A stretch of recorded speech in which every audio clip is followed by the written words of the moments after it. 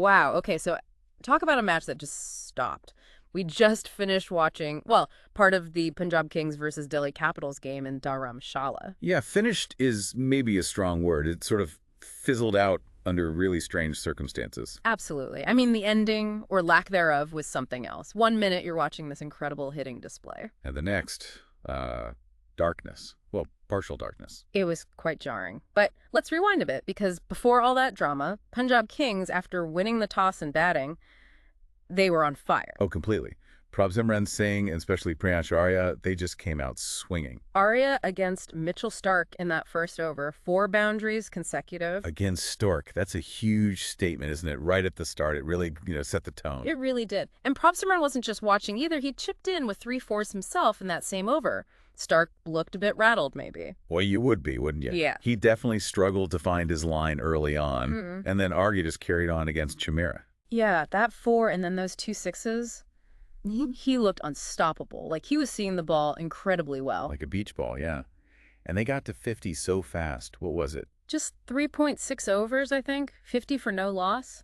That kind of start just puts immense pressure on the bowling side. Totally shifts the momentum. Even when Axar Patel came on. Usually Mr. Reliable. Right. He couldn't quite stem the flow either. They finished the power play, 69 for none? 69, yeah. That's a phenomenal power play score. Just a dream start for Punjab. And Arya's innings within that. Breathtaking, really. Getting to 50 in just 25 balls, that's serious striking. It really is. And those 6s off Kuldeep Yadav. Wow. That second one especially, the 96-meter monster, you could just feel the energy from that shot. It was effortless power, wasn't it? Not just wild slogging. Real class. 70 runs off 34 balls, 5-4, 6-6s, just phenomenal hitting. You really can't ask for more from an opener. But, while Arya was providing the fireworks. Prabhsimran was playing a really important role too, wasn't he? Absolutely. Kept it ticking over, provided that stability, and then reached his own 50. His 4th in a row this season. Off just 28 balls too, so he wasn't exactly hanging around either. That consistency is remarkable. It really is. And that partnership, 122 runs for the first wicket, it just set such a perfect platform. Punjab were completely dominating. They really were. Which brings us to Delhi's bowling in that phase. Bit inconsistent, maybe? Yeah, inconsistent is probably fair. Stark and Chimera, they definitely didn't hit their straps early on. Yeah. Leaked way too many runs. And the Natarajan situation was a bit odd, I thought. How so? Well, he bowled that one tidy over early on, and then nothing. They didn't bring him back straight away. Ah, right. Yeah, that was a little surprising. You wondered if maybe another over then might have just applied a bit of pressure, broken the rhythm. Perhaps. But credit where it's due when he did come back. Instant impact. Got the big wicket, Priyansh Arya. Yeah, that slower ball, short, Arya tried to pull it. Top edge, straight to short third man. A huge breakthrough for Delhi, you felt. Definitely. It felt like, okay, maybe Delhi can pull this back now. They've got the danger man out.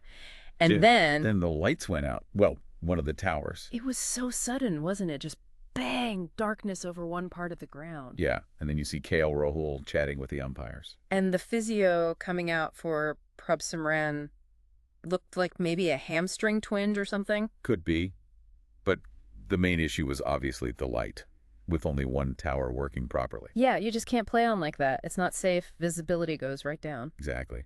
So the players walked off. Yeah. And initially, the reports we were getting were, a power outage? Yeah, local power failure. Maybe a big failure at the stadium systems. That seemed like the logical explanation at first. But then, the story started to change quite dramatically. It really did. We started hearing it wasn't just a technical fault, but that the game was actually called off as a precautionary measure. Because of security concerns. Which is, that's a whole different level of seriousness. Absolutely. And apparently linked to reports of incidents happening in Jammu. That's what started coming through, yes.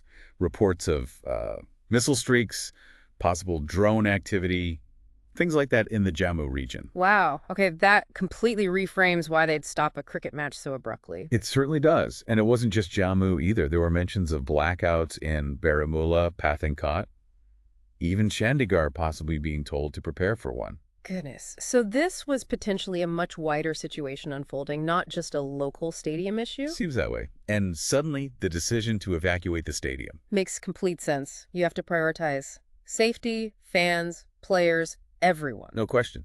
The tournament organizers, local authorities, Yeah. getting everyone out safely was the #1 priority. And the BCCI arranging a special train from Una, near Dharamsala, to get players, staff broadcasters out.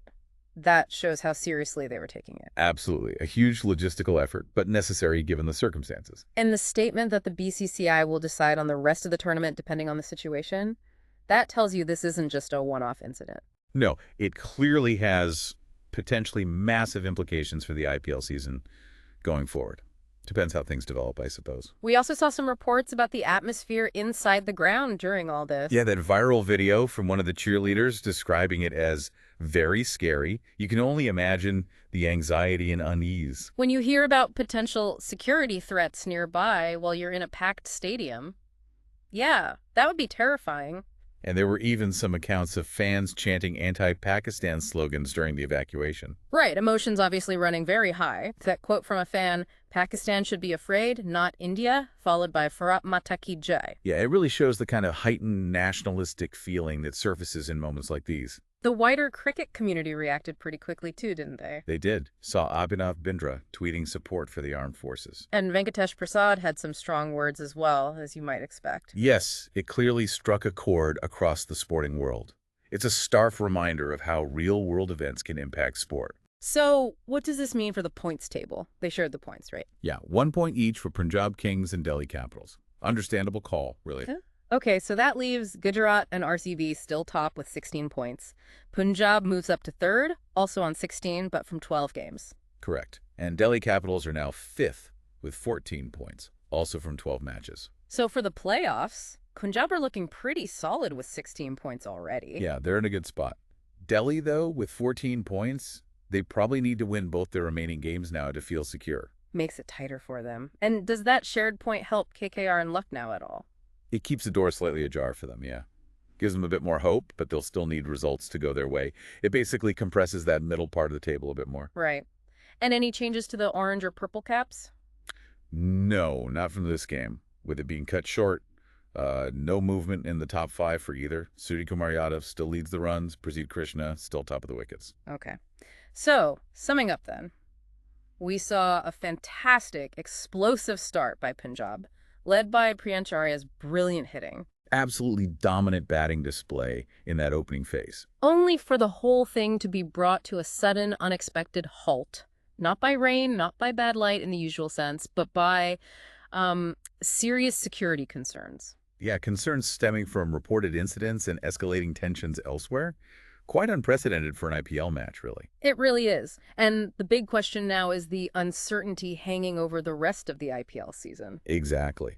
It all depends on the broader situation, which seems very volatile right now. It definitely leaves you thinking, doesn't it, about, the connection between these huge sporting spectacles and wider geopolitical events. What does something like this mean for sport, for the fans, for everyone involved when the outside world intrudes so dramatically? It's a heavy question, something to really ponder well beyond just the result of one cricket match.